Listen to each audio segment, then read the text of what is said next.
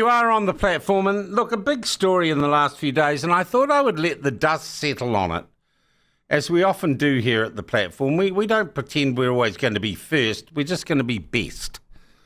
And a major issue dealt with by the government, the issue of earthquake standards for buildings. And if you are a Wellingtonian, for example, you cannot not know someone who has got an apartment or involved in a building that is essentially knackered, not because it's falling down, not because it's likely to fall down, because the cost of making it compliant with our earthquake regulations meant the building could never, in a commercial sense, wash its face again or be fixed. Its owner could never fix it. The government has changed those rules. Has it solved that problem? And I guess the other question, will it keep us safe?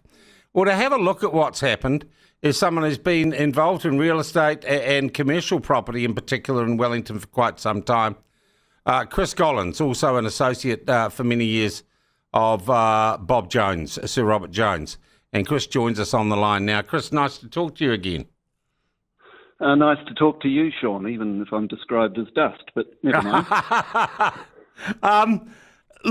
Look, I think for people not involved in commercial property or property, the extent of this problem was pretty huge, wasn't it, particularly for the capital? Oh, Sean, it has been the monster in the room for years. And while many people would say that the madness has ended, unfortunately it hasn't. What the government has done is probably, I would say, it is the most positive thing the national government has done since it was elected. And Chris Pink, in the eyes of, I would say, thousands of property owners in New Zealand and people involved in the industry, Chris Pink stands out like an absolute messiah. He has listened and he has taken action. But the insurers and the banks are still sitting there and they haven't been affected at all. The insurers can still say, we want to know what your seismic rating is. And they still have the ability to do that. And they have the ability to reject insurance if they are not happy. All this means is that local authorities don't have the ability to demand that the building be strengthened or pulled down or whatever. The banks are probably also likely to ask, what is the seismic rating? And anyone involved in property knows just the depth of this madness. I mean, single level wooden commercial buildings in smaller towns, but even in cities, but particularly in places like the Manawatu, Waikato, Hawke's Bay, Taranaki, the Wairarapa, single-level wooden buildings. We had insurance companies and banks wanting to know what the NBS rating was. Now, most engineers would say, well, this is crazy. They don't actually fall down. Wooden structures stand up very well to earthquakes. But it was always a factor. And so many owners of those buildings have demolished them because they couldn't meet the cost. It was crazy to meet the cost of strengthening. You might have rental of $20,000 a year, and the cost of strengthening it would be $300,000, but you couldn't increase your rental by $1 because the tenants wouldn't pay anymore. So it was absolute madness. But the role of the engineers in all of this, I mean, by Jove, we talk about sort of mafia-type activity, but the engineers had it, they refined it to just a miraculous sort of income-generating machine. And I think, to some extent, the media, unfortunately, never really understood. One reporter, Piers Fuller, who was with Stuff at the time, made a point of getting to understand seismic and what it was all about. But I'll give you just one example of where the media failed. A couple of years ago, it was announced that Hutt Hospital had an NBS rating, the critical factor, of 15%. Now, if you were lying in Hutt Hospital at the time, you probably would have thought, oh my goodness, I've got to get out of here. Now, the issue was that the NBS rating was always focused on the weakest part of the building. So engineers would come in, they'd look at the whole building, and they would the weakest link, and it might be a doorway. It might be a doorway that was weak in some respect. That might be 10%. But you'd take that as the rating for the whole building. Yep. And with Hutt Hospital, the 15% rating was the decorative panels on the outside of the building. When they took those decorative panels off, the building shot up well over the minimum standard.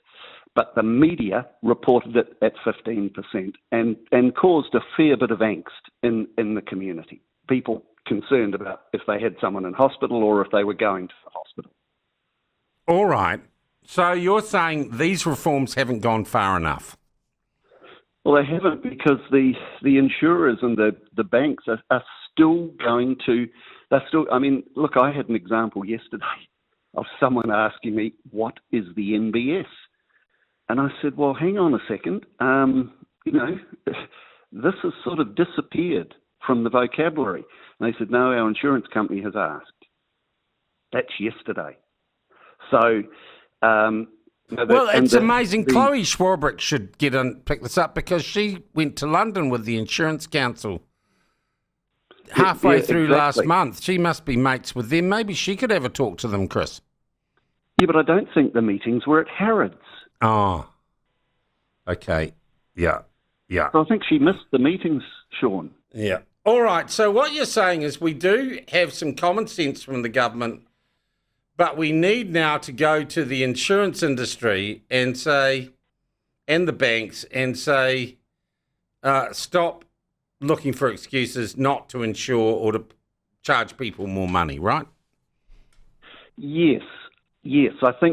I mean, look, the problem is that the inconsistency in earthquake determination has just been huge. And ask anybody in the industry, with building owners and what have you. Look, I'll give you an example.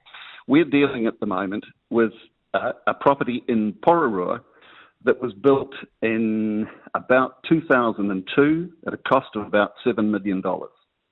There are 2 seismic reports on that building, both of them from firms that you would look at their letterhead and say, well, they're big players in the industry. You know, they're recognised, well-recognised engineers nationwide.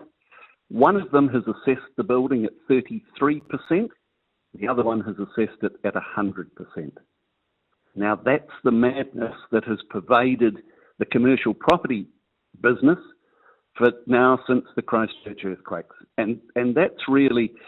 I mean, the madness started after Christchurch, and yet in Christchurch, none of the older buildings, bear in mind, none of the older buildings fell down. The facades fell off, and the new legislation addresses the facades, which is great. The facades have to be strengthened if they are a risk, and the building is over a certain height. If you're in a town of under 10,000 people, that's not the case. There's a much lower risk, and that's a really good decision by Pink to sort of take those factors into consideration.